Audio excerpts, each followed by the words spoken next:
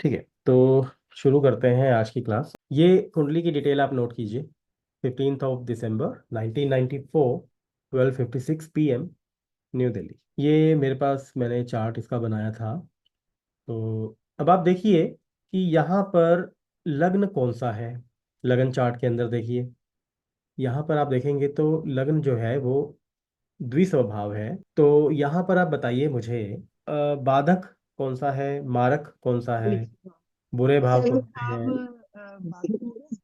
और हमारे तो वही दो सेकंड और सेवंथ भाव हो गया। सेवन फिर से आ गया। फिर 6, 8, 12 और इसके लिए खराब भाव ही है। सर द्वितीय भाव में सेवंथ भाव मारक है। सबसे सबसे पहले हम लिखते हैं कि ड्यूल साइन है लग्न के अंदर। ओके, तो इसके अंदर आप बताइए मुझे, मारक कौन से बने हैं। सेवंथ भाव। मारक सेवंथ है आपने बोला, ठीक है। बाधक कौन से हैं। बाधक सर सेकंड और सेवंथ भाव ही है। आप बोल रहे हैं उल्टा। सर दूसरा और अच्छा। सातवां मारक है जी, और और बाधक बाधक सेवन। सातवां है। हाँ, बिल्कुल ठीक है। ठीक है। इस तरह से आपने पहले मारक बोलना ही है सेकंड और सेवंथ को। ठीक उसके है। बाद बाधक जब पूछा जाएगा तो बोलना है सेवंथ हाउस। आप इसी तरह से देखेंगे, ठीक है। और नेगेटिव हाउस यहाँ पे कौन से हैं। नेगेटिव हाउस बने हैं छठा, 6, 8, 12। अगर आपसे पूछा जाए कि यहाँ पर पॉजिटिव हाउस कौन से हैं तो कौन से बोलेंगे, बताइए। 1, 5, 9 एक, पाँच, नौ, और और 11वां। ठीक है जी, 11वां आ गया, 10वां तीसरा। और तीसरा। थर्ड और हाँ। ठीक है, आप इसको हाँ लेकर जी। चलेंगे। तो इसी तरह से आपने हर कुंडली के अंदर लग्न को देख करके आपने सबसे अपने पहले माइंड के अंदर क्या देखना है, मारक और बाधक को नोट कर लेना है। क्योंकि इसके बारे में तो पता ही है, छठा, आठवां, 12वां अच्छे हाउसेस नहीं होते हैं। तो आपने यहाँ सबसे पहले बाधक को जरूर नोट करके चलना है। यही सबसे एक इम्पॉर्टेंट चीज रहती है, क्योंकि जो एक बाधक भाव भाव है ना, वो सबसे ज्यादा खतरनाक माना जाता है। आप अगर बात करेंगे किसी बीमारी के विषय में, एक्सीडेंट के विषय में, तो ये सबसे ज्यादा अपना रोल प्ले करते हैं। ठीक है, 10 से 20% करते हैं, उसका इतना ज्यादा रोल नहीं होता है। लेकिन इस विषय में अगर आप देखेंगे आयु के विषय में, तो यहाँ सबसे ज्यादा रोल प्ले होगा। तो यहाँ पे इसलिए मैंने इसको इम्पोर्टेंट माना है। ठीक है, तो हमने देखा कि ये ड्यूल साइन है। अब ड्यूल साइन है तो आप देखिए कि पहले भाव का उपनक्षत्र स्वामी कौन बना है। यहाँ पे वीनस लिखा हुआ है तो ये वीनस बना है। अब हमें क्या करना है, हमें यहाँ पे क्या देखना है बेसिकली, कि इस व्यक्ति की आयु कितनी होगी। तो अगर इसके बारे में हम देखना चाहते हैं तो फर्स्ट हाउस की लिंक देखेंगे हम, कि इसको रूल कौन कौन से प्लेनेट कर रहे हैं। तो वो कैसे देखेंगे, वीनस को देखा, वीनस के बाद आप देखिए उसका नक्षत्र, उसके बाद वीनस का उप नक्षत्र। ठीक है, फर्स्ट CSL का नक्षत्र लॉर्ड और सब लॉर्ड। शुक्र का उपनक्षत्र स्वामी राहु बन गया, और उपनक्षत्र स्वामी शुक्र ही है। तो यहाँ पे जो हमारे सामने लिंक बन रहा है, हम उसको अगर लिंक के बारे में बात करें, तो हमारे सामने लिंक बना वीनस, राहु और वीनस। ये हमारे सामने लिंक आ गया। अब यहाँ पर हम देखेंगे कि वीनस कौन कौन से हाउसेस को सिग्निफाई करता है। तो यहाँ पे हम गए वीनस के सामने इस प्लानिटरी सिग्निफिकेंट वाले टेबल के अंदर। तो यहाँ पे हमने देखा कि जो वीनस है वो यहाँ पर है, और 8वें भाव को, तीसरे भाव को, और छठा भाव, 7वां भाव, पहला भाव, ये सारे एक्टिव हैं। तो हम क्या लिखेंगे यहाँ पर जाकर के, हम लिख देंगे पहला, छठा, तीसरा, 7वां और 8वां। वीनस के लिए यहाँ भी हम यही लिख देंगे, 1, 6, 3, 7 और 8। अब राहु का देखिए, क्योंकि कोई भी ग्रह अपने नक्षत्र स्वामी का फल देता है, और उपनक्षत्र स्वामी उसके फलों को बताता है कि वो पॉजिटिव होगा या नेगेटिव होगा, घटना घटेगी या नहीं घटेगी, घटेगी तो पॉजिटिव होगी या नेगेटिव। तो हमने देखा कि राहु है। अब हम राहु के सामने गए तो देखा 8वां भाव एक्टिव है बड़ी स्ट्रांगली, क्योंकि A लेवल पे है और B लेवल पे भी है। और यहाँ पे लास्ट सर में ये आप कहाँ देख रहे हो? ये कहाँ देख रहे हो? ये ये सिग्निफिकेंट, कुंडली में? नहीं ये कुंडली में नहीं देखना ये हमने भाव। मैम जब टेबल हमारे पास बने बनाए आ जाते हैं, फिर हम कुंडली में क्यों जाएंगे। ठीक है, तो राहु 8वां भाव एक्टिव किए हुए है और बड़ी वीकली यानी कि कमजोर तरीके से चौथे, पांचवें और नौवें भाव को दिखाता है, क्योंकि ई लेवल, मैंने आपको बोला था दृष्टि युति के संबंध में, अगर मान लीजिए ये एक्टिव हो जाते हैं दृष्टि युति से, तो उसकी इतनी ज़्यादा स्ट्रांगनेस नहीं होती, या फिर इतनी ज़्यादा स्ट्रांगली वो उसको पॉइंट आउट नहीं करता, लेकिन फिर भी कहीं ना कहीं रोल देता है, प्ले करता है। लेकिन हम देखेंगे यहाँ भी, हम लिखा हुआ देखेंगे कि वेरी वीक सिग्निफिकेटर, ई लेवल को बहुत कम लेवल का दर्जा दिया गया है। ठीक है, आप देख सकते हैं कुंडली के अंदर भी, लेकिन वो एक लॉन्ग प्रोसेस थोड़ा सा बन जाएगा आपके लिए, क्योंकि राहु के विषय में युति भी देखनी है, दृष्टि भी देखनी है, उसकी प्लेसमेंट देखनी है, उसकी फिर कौन सी राशि में बैठा हुआ है वो देखना है। इसीलिए जो है वो बने बनाए टेबल हमारे पास जब आ जाते हैं तो हम उसी का यूज करते हैं। आपकी इच्छा है, अगर आप यहाँ से प्रैक्टिस करना चाहें तो आप कर सकते हैं। ठीक है, तो हमने यहाँ देखा, अगर आप कुंडली से भी देखना चाहें तो यहाँ पे राहु 8वें में प्लेसमेंट है यहाँ पर। ठीक है, सिर्फ राहु की प्लेसमेंट देखेंगे कहाँ पर है, वो 8वें भाव में, कसपल चार्ट से। बाकी चीजें यहाँ से देखेंगे, जैसा आपको पता ही होगा युति, दृष्टि और किस राशि में है, देखने के लिए यहीं पर देखते हैं।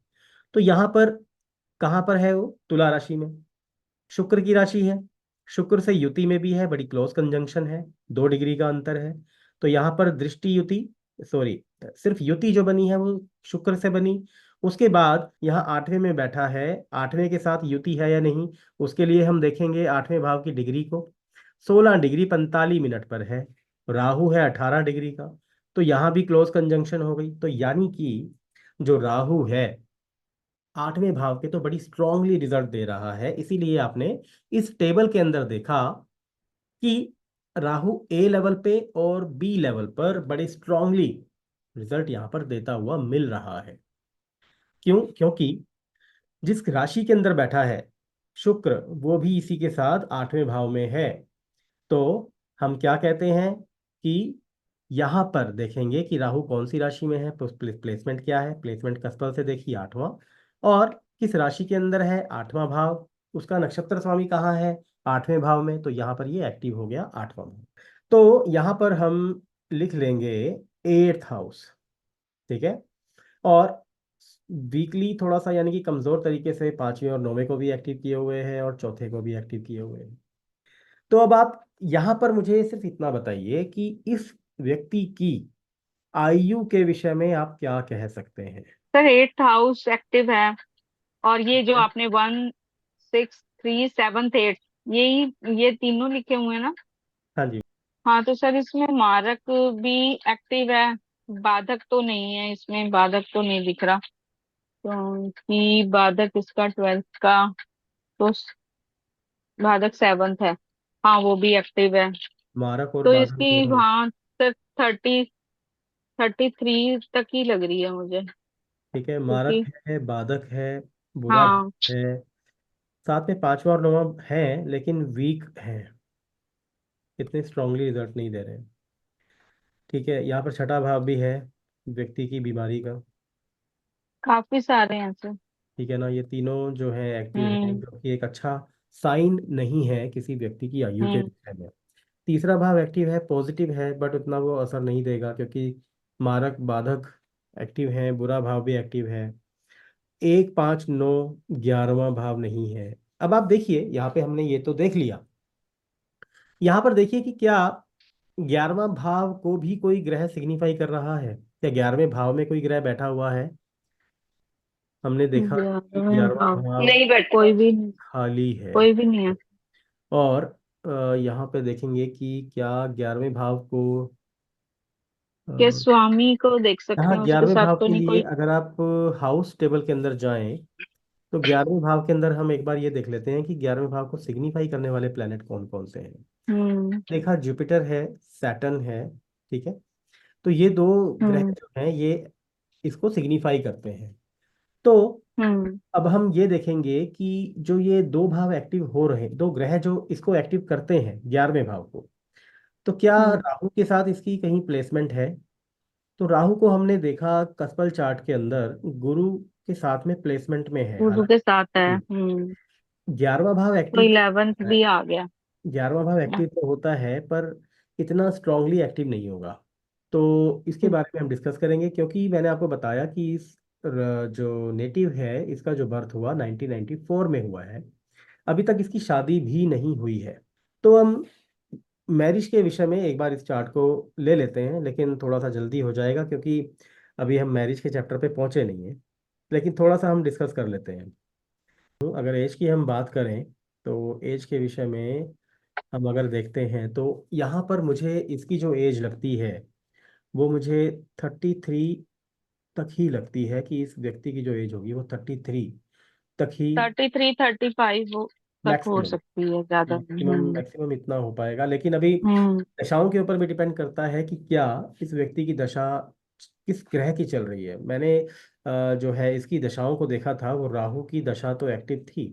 चलिए मैं एक बार ओपन करके देख ही लेता हूँ कि इस व्यक्ति की जो दशा है वो किस प्लेनेट की है। अभी आप भी अपने पास, जैसे आपने नोट किया होगा, एक बार आप निकाल के देख सकते हैं। तो मेरे पास ये चार्ट ऑलरेडी बना हुआ है। तो दशाओं के अंदर अगर मैं जाऊं तो राहु की महादशा है, और 2 नवंबर 2016 से शुरू हुई दशा 2 नवंबर 2034 तक ये दशा जो है रहेगी। अभी शनि की दशा चल रही है। तो शनि हालांकि जो सिग्निफाई कर रहा है, अब आप देखिए। चलिए दशाओं को लगा लेते हैं, मैं आपको यहाँ पे समझाता हूँ किस तरह से लगाना है। दशा है राहु की, शनि का अंतर है।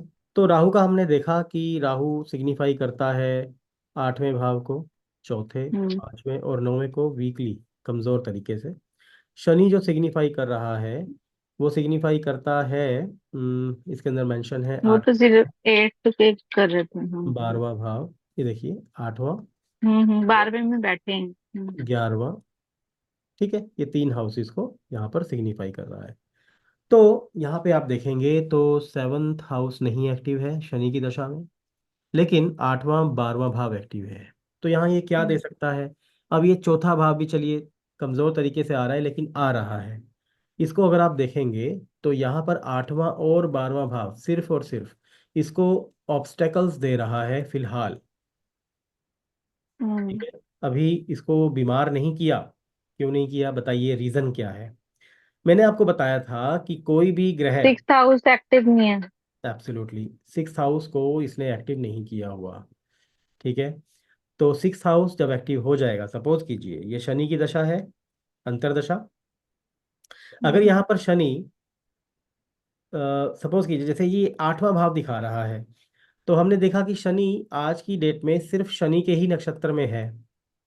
अगर आप देखेंगे गोचर हम्म के अंदर, हम्म तो शनि अगर शनि के नक्षत्र में चल रहा है, तो शनि अगर शनि में जाएगा तो 8वां 12वां और 11वें भाव को ही तो एक्टिव करेगा, क्योंकि हम्म शनि के एक्चुअल हाउस तो यही एक्टिव है। और शनि हम्म इन्हीं हाउसेस के ऊपर ट्रेवल कर रहा है। ठीक है, छठे भाव को तो फिर भी नहीं एक्टिव करता, या 7वें को एक्टिव नहीं हम्म कर रहा है। तो इसीलिए ये व्यक्ति बीमार नहीं है, सिर्फ और सिर्फ उसकी लाइफ में परेशानी है, ऑब्स्टेकल्स हैं। क्योंकि 8वां और 11वां भाव भी एक्टिव है। तो आप जब आगे जाकर के आप 8वें और 11वें भाव के विषय में पढ़ेंगे, तो आप ये जानेंगे कि जब 8वां और 11वां भाव एक्टिव होता है तो वो अनएक्सपेक्टेड गेन्स को बताता है। क्योंकि 11वां भाव अर्निंग या फिर लॉट्स ऑफ अर्निंग को बताता है, आगमन, किसी पैसे को आना। ठीक है, जो 8वां भाव है वो अनएक्सपेक्टेशन को बताता है, अनएक्सपेक्टेड चीज़ों के लिए। तो इसीलिए जब 8वां और 11वें भाव का एक्टिवेशन होगा किसी भी चार्ट के अंदर, 8 और 11 का, तो वो अनएक्सपेक्टेड गेन को बताता है। 8वां भाव और जब दूसरा भाव एक्टिव होता है, यानी कि जब 8वां भाव दूसरे के ऊपर जाता है, कोई प्लेनेट एक्टिव है, वीनस लगा लीजिए, वीनस की दशा चल रही है। वीनस 8th हाउस को सिग्निफाई करता है, सेकंड हाउस को सिग्निफाई करने वाले किसी भी प्लेनेट के स्टार पर जाता है या उसके ऊपर ट्रांजिट करता है, तो अनएक्सपेक्टेड गेन्स फिर भी होते हैं, या फिर आप ये कह सकते हैं रुका हुआ पैसा वापिस आता है। रुका पैसा, आपने किसी को उधार दिया, पैसा वापस नहीं आया, तो आप किसी पंडित के पास गए, उसने बोला कि जब वीनस इस ग्रह के नक्षत्र में जाएगा जो दूसरे भाव को सिग्निफाई करता है, तब आपका पैसा वापस आएगा। इस तरह से ये हाउस कॉम्बिनेशन है। हालांकि ये भी आगे का थोड़ा सा विषय है, फिलहाल तो हम आयु के विषय में ही डिस्कस कर रहे हैं। अभी फिलहाल जो है इस कुंडली के ऊपर हमने प्रॉमिस को देखा। ठीक है, तो प्रॉमिस हमारे पास मिल निकल करके आया, क्योंकि वीनस जो है राहु के नक्षत्र में है और खुद के ही उप नक्षत्र में है। तो 1 3 6 7 8 यहाँ पर एक्टिव हुए, यहाँ पर आठवां और पांचवा नौवां भाव एक्टिव हुआ, हालांकि वीक है। और वीनस खुद के उप नक्षत्र में है, तो 1 3 6 7 8। तो इन हाउसेस को जब एक्टिव करेगा तो व्यक्ति बीमार होकर के हॉस्पिटल में एडमिट हो सकता है और प्रॉब्लम हो सकती है, क्योंकि यहाँ पे अभी 12वां भाव एक्टिव नहीं है। अभी हमने प्रत्यंतर दशा की बात नहीं की है, हमने सिर्फ राहु और शनि की बात की है। एक बार हम प्रत्यंतर भी देख लेते हैं इनका। गुरु का प्रत्यंतर चल रहा है जो कि 29 मई से शुरू हुआ है। अब देखिए जुपिटर क्या दिखाता है। जुपिटर कहाँ बैठा है और किसके नक्षत्र में है, देखिए। गुरु शनि के नक्षत्र में है और केतु के उप नक्षत्र में है। तो गुरु, सैटर्न और केतु। तो गुरु के यहाँ पर सिग्निफिकेशन वाले हाउसेस कौन से हैं? 12वां, 8वां, 11वां, 10वां, पहला। ठीक है, ये हाउसेस हैं इसके पास। तीन भी है, चलिए वीकली आ रहा है लेकिन है। शनि 8 12 और बस यही है 11। केतु के पास है 8 2 3। तो आप देखिए यहाँ पे क्या कंडीशन है। गुरु की दशा है, शनि के नक्षत्र में कुंडली के अंदर बैठा हुआ है। तो यहाँ पे क्या होना चाहिए?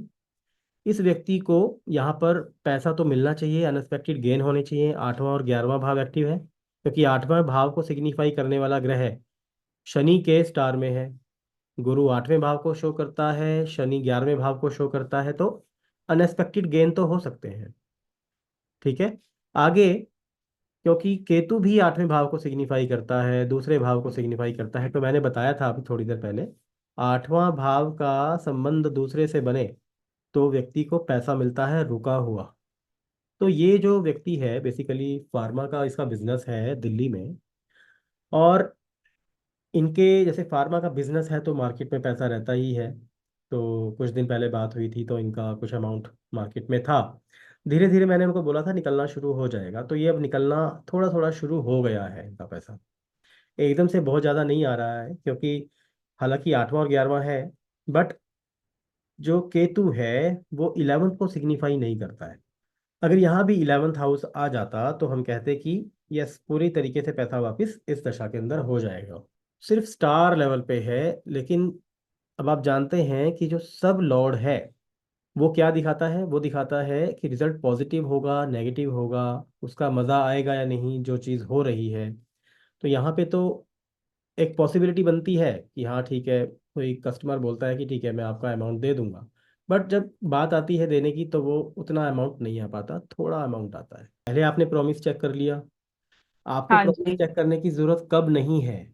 जब तक आपके हम्म। पास जो नेटिव है इस कंडीशन में आया है कि क्या मैं जो जिसके लिए आया हूँ क्या वो ठीक हो जाएगा, तो इसका मतलब वो पहले से ही बीमार है। तो उसका प्रॉमिस देख के क्या करना है, उसकी तो सीधी हमने दशाएं देखनी है। दशाओं के बाद हमने देखना है वो कौन कौन से भावों को सिग्निफाई कर रहा है। तो क्या रिजल्ट पॉजिटिव है नेगेटिव है, हाँ लगता है ना लगता है, उसको उस हिसाब से बता देना है। ठीक लेकिन है। इन्वॉल्वमेंट आपको देखनी है कि 1 3 8 6 8 12, चलो इसको तो एक बार ले लीजिए आप, और 2 7, इनमें कौन कौन से ग्रह बैठे हैं? बुरे ग्रह तो नहीं हैं तो वो क्या उनको एक्टिव कर रहे हैं, क्या दशाएं हैं, वो किसके नक्षत्र में है? ठीक है, ये सारी चीजें देखनी है। या फिर जिसकी दशा चल रही है क्या वो इन प्लैनेट्स को इन हाउसेस को एक्टिव कर रहे हैं या नहीं, इनमें बैठे ग्रहों को एक्टिव कर रहे हैं या नहीं, या इनके स्वामियों को एक्टिव कर रहे हैं या नहीं। स्वामी की भी बड़ी एक इंपॉर्टेंस होती है कुंडली के अंदर, केपी और वैदिक दोनों के अंदर। लेकिन केपी के अंदर क्योंकि हम हाउस ग्रुपिंग को देखते हैं, तो ऐसा नहीं है कि यहाँ पर स्वामियों को महत्व नहीं देना है। यहाँ पर मिस नहीं करना चाहते, उस चीज को देखना चाहते हैं कि टिनांटिड अनटिनांटेड, क्योंकि यहाँ पर इसकी प्रैक्टिस करके चलेंगे तो ज़्यादा बेनिफिट रहेगा। तो टिनांटिड अनटिनांटिड का क्या है यहाँ पर हम देख लेते हैं। तो मैंने टिनेंटेड प्लैनेट्स के बारे में बताया था आप लोगों को, तो टिनेंटेड प्लैनेट कौन से होते हैं एक बार उसको डिस्कस कर लेते हैं हम लोग। टिनेंटेड प्लैनेट वो हैं जो किसी ग्रह के नक्षत्र स्वामी बने हुए हैं। अब आप देखिए कि यहाँ पर अगर हम देखते हैं कि दशा चल रही है हमारी राहु की, ठीक है, हमने देखा कि राहु की दशा है, और दशा है शनि की, ठीक है, और देखा कि एक प्रत्यंतर दशा है जुपिटर की। इसको हम, आपको ध्यान होगा, इसको तो महादशा ही बोलते हैं, दशा स्वामी। इसको शनि को बोलेंगे भुक्ति, BHUKTI, क्योंकि केपी के अंदर अंतरदशा को भुक्ति और प्रत्यंतर को अंतरा बोलते हैं। यहाँ थोड़ा सा इस तरह से बोला जाता है। तो आपने देखा कि शनि को अगर हम देखें तो शनि जो है वो राहु के नक्षत्र में है और बुध के उपनक्षत्र में है। तो हमें यहाँ पर जो है राहु को नहीं लेना है, हमें मरकरी को देखना है, ठीक है, क्योंकि मरकरी के लेवल पे आकर के हमें ड्यूल कंडीशन अगर मिलती है तो फिर मर्क्यूरी के स्टार लोड को देखना है, वो जाकर के टिनेंटेड प्लैनेट की कंडीशन को जो है करेक्ट करेगा। और यहाँ पे हमने मरकरी को देखना है, वो केतु के स्टार में है, तो फिर केतु के भावों को हमने फाइनली लेना है और देखना है वो क्या बताते हैं। तो यहाँ पर केतु भी जो है वो नेगेटिव ही है। तो ये कंडीशन हमारी अगर मरकरी तक ठीक थी तो आगे भी हमें सेम कंडीशन मिल रही है। क्लियर है ये? कोई कंफ्यूजन है तो मुझे बता दीजिए। ये वाली चीज समझ नहीं आई है कि आपने इनको इसके साथ क्यों जोड़ा है, अनटिनेंटेड को और उसको। जी मैं क्लियर करता हूँ। तो अब शनि के उपनक्षत्र स्वामी के हाउसेस को देखिए, कौन से हाउसेस एक्टिव कर रहा है। मरकरी ने एक्टिव किया सेकंड, नाइन्थ, फोर्थ, सेवन्थ। फिर दोबारा मरकरी के पास मारक और बाधक भाव दोनों आ गए। नौवां भाव भी आ रहा है, स्ट्रांगली आ रहा है, क्योंकि जो है वो बी लेवल का सिग्निफिकेटर है। यहाँ देखिए, यहाँ मरकरी की लाइन में प्लैनेट सिग्निफिकेशन में, तो मरकरी के पास 9 हाउस है। बट अल्टीमेटली आप देखिए मारक और बाधक दोनों एक्टिव हैं। तो यहाँ पे ड्यूल कंडीशन, क्या हम बोल सकते हैं कि ये ड्यूल कंडीशन बन रही है? तो ये ड्यूल कंडीशन है, तो इसीलिए हम कंफ्यूज हैं कि क्या होगा। अब इस कंफ्यूजन को दूर करने के लिए क्या करें, हम देखेंगे कि क्या ये मर्क्यूरी टिनांटिड है या अनटिनांटिड है। सॉरी, मर्क्यूरी नहीं, शनि, कि क्या शनि टिनांटिड है या नहीं। हमने सिर्फ इस प्लेनेट को देखना है कि क्या ये टिनांटिड है या नहीं। तो हमने देखा शनि को नक्षत्र वाली लाइन में देख जा करके, तो शनि, जुपिटर के नक्षत्र में है। एक सेकंड, जुपिटर का बना हुआ है, और बस जुपिटर का बना हुआ है, तो यानी कि ये टिनांटिड है। इसीलिए मरकरी के स्टार लोड को भी जाकर के हमें आगे देखना पड़ेगा। आप नियम को जरूर पढ़िएगा, नियम मैंने भेजे हुए हैं आपको, क्लास के अंदर लिखवाए भी हुए हैं, स्लाइड्स भी हैं आपके पास। तो ये केतु है, केतु ने हमें यहाँ पे दिया 8वां भाव, 12वां भाव, ठीक है, तो ये नेगेटिव हाउसेज है, तो ये भी नेगेटिव हो गया। तो ये शनि की जो दशा है, हालांकि इसने छठे भाव को एक्टिव नहीं किया, ठीक है, तो ये और किसी चीज़ों के लिए नेगेटिव है, ठीक है ना, डिले दे रहा है, पर पैसा भी निकल के आ रहा है क्योंकि पैसा रुका हुआ है। ऐसे हाउसेज एक्टिव हैं जो कि पैसा दिला रहे हैं, गुरु के अंदर भी। बट यहाँ पे एज के लिए हम इसलिए नहीं कह सकते क्योंकि छठा भाव एक्टिव नहीं है किसी भी चीज़ के लिए। अगर आप देखेंगे तो छठा भाव आपको नहीं मिलेगा शनि की सिग्निफिकेशन में। आप देखिए शनि के अंदर कहीं भी छठा भाव नहीं है, वीनस के अंदर है, ठीक है। तो हम ये कह सकते हैं कि अभी कोई ऐसी कंडीशन बनती हुई दिखाई नहीं देती कि इस नेटिव के ऊपर कोई हेल्थ वाइज कॉम्प्लिकेशंस हों। तो हेल्थ वाइज कॉम्प्लिकेशंस की अगर हम बात कर रहे हैं तो वो कब हो सकते हैं? अब आप देखिए कि शनि यहाँ पर 8वें और 12वें को सिग्निफाई करता है, तो जब या तो ये जाए चंद्रमा के नक्षत्र पर, यानी कि छठे भाव को सिग्निफाई करना चाहिए। 8वां जब छठे भाव के ऊपर ट्रांजिट करता हुआ जाता है तो उसको बीमार करेगा।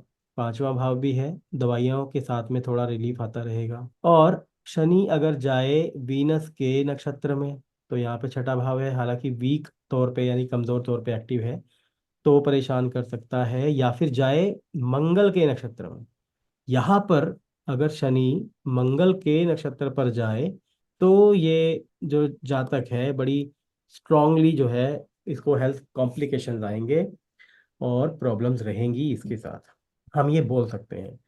अब मैं आपको एक चीज़ बताना चाहूँगा, जब ये पर्सन छोटा था, ठीक है, आप ये कह सकते हैं कि 18 या 20 साल तक की एज तक मैं बात कर रहा हूँ, तो ये काफ़ी बीमार भी रहा और थोड़ा चोट वोट भी लगी इसको, ठीक है, बीमार ज़्यादा रहा, लेकिन इसको सांस की प्रॉब्लम भी रही। तो ये कारण क्या रहा होगा? देखिए अब शनि की दशा में ये अभी फिलहाल शनि की है, तो सूर्य की दशा में ये पैदा हुआ। और उसके बाद चंद्रमा की दशा लगी। चंद्रमा, मैंने आपको बताया कि चंद्रमा छठे भाव को सिग्निफाई करता है। चंद्रमा जब जब शनि के नक्षत्र में, क्योंकि 8वां है, 12वां है, शुक्र के नक्षत्र में, क्योंकि 8वें भाव को दिखा रहा है, केतु के साथ, राहु के साथ या जुपिटर के साथ, इनके साथ में जब भी इसने कांटेक्ट किया होगा या इनके स्टार पर गया होगा, तो ये पर्सन बीमार रहा होगा। और चंद्रमा हालांकि फास्ट मूवमेंट वाला प्लेनेट है, तो ये फटाफट इनके नक्षत्र पर जाता रहा। और मुझे इसका पता है कि ये काफ़ी बीमार भी रहता था। कभी सांस की प्रॉब्लम है, कभी हॉस्पिटल लेकर के जा रहे हैं, कभी एलर्जिक रिएक्शन है। तो ये सारी चीज़ें इसके साथ लगी रही। जब इसकी चंद्रमा की दशा गई, उसके बाद मंगल की दशा आ गई। मंगल भी छठे भाव को दिखाता है, तो ये भी फास्ट मूविंग प्लेनेट है। ये भी फटाफट बाकी 45 दिनों के अंदर अपनी राशि को परिवर्तित करता है। तो जब भी इन ग्रहों के ऊपर गया, तो इसको दिक्कत हुई, परेशानी हुई, हेल्थ वाइज कॉम्प्लिकेशन आए। तो कहने का मतलब ये है, जब भी छठे भाव का संबंध 8वें से बनेगा, 12वें से बनेगा, या 8वें का संबंध छठे से 12वें से बनेगा, तो जातक बीमार होकर हॉस्पिटल जाता है। 12वां भाव हॉस्पिटल। और जब हम वैसे कहते हैं, जो रूल क्या है, नियम क्या है रोग का, रोग का नियम ये है कि जो छठा हाउस है, इसको सिग्निफाई करने वाले प्लैनेट जब पहले भाव से संबंध बना ले, 8वें भाव से संबंध बना ले, तो बीमारी लंबी चलती है। 8वां भाव ना भी एक्टिव हो, पहले भाव के साथ संबंध बना के रखे, छठा भाव पहले पर जाए ट्रांजिट करता हुआ, या उसके उसको सिग्निफाई करने वाले प्लैनेट के नक्षत्र में जाए या उप नक्षत्र में जाए, तो व्यक्ति बीमार होगा। तो यही कंडीशन इसके साथ लगी रही, तो इसी वजह से ये बीमार चलता गया। आशा है कि यहाँ तक आपको समझ में आ रहा होगा। रोग के विषय में जब छठे भाव के ऊपर हम जाएंगे, अभी 5 हाउस हमें क्रॉस करने हैं, तब जाकर के हम इस चैप्टर को, जो डिजीज का चैप्टर है, बड़े क्या बोलते हैं, डिस्क्रिप्टिव वे में पढ़ेंगे। तो अभी घबराने की जरूरत नहीं है। पहला भाव के ऊपर आपने प्रैक्टिस की, और जो है सर अपनी, पहले भाव में और भी होगी चीजें कि यही देखिए पहले टॉपिक था भाव के बस? अंदर आपको इंपॉर्टेंट चीजें क्या लगती हैं? लोग आपको पहले भाव के लिए क्या पूछने आते होंगे? आपको क्या पहला लगता भाव है? जिस चीज का होता है, अपनी पर्सनालिटी का, अपने शरीर का, तो यही शरीर होता है। के बारे में क्या पूछेगा वो, हेल्थ वाइज, हाँ, हेल्थ वाइज ही है ना? पूछेगा। तो हेल्थ के क्वेश्चन के लिए छठे भाव को देखेंगे। तो पहले भाव के अंदर हम क्या पढ़ सकते हैं? पहले भाव के अंदर हम सिर्फ और सिर्फ आयु के बारे में पढ़ सकते हैं, इससे ज्यादा कुछ नहीं है। तो आयु जो है वो रोग के साथ में कनेक्ट है, एक्सीडेंट के साथ हम्म। में कनेक्ट है। तो जब एक्सीडेंट और आयु, यानी कि छठा और 8वां जब आएगा, तो उसको और ज्यादा हम डिस्क्रिप्टिव वे में पढ़ेंगे, तब भी पहले रोल का आएगा, पहले भाव का रोल सामने आएगा। तो तब भी पहले भाव को हम और अच्छी तरह से पढ़ेंगे। पर्सनैलिटी कोई पूछने नहीं आता, क्योंकि उसको अपनी पर्सनैलिटी का मालूम है। कद के बारे में, हाइट के बारे में कोई पूछने नहीं आएगा आपसे, ठीक है? उसके करेक्टरिस्टिक्स के बारे में कोई पूछने नहीं आएगा। हालांकि थर्ड पार्टी को लेकर के कि हाँ फलाना आदमी है, तो उसकी पर्सनैलिटी कैसी रहेगी, ये जानने आ सकते हैं।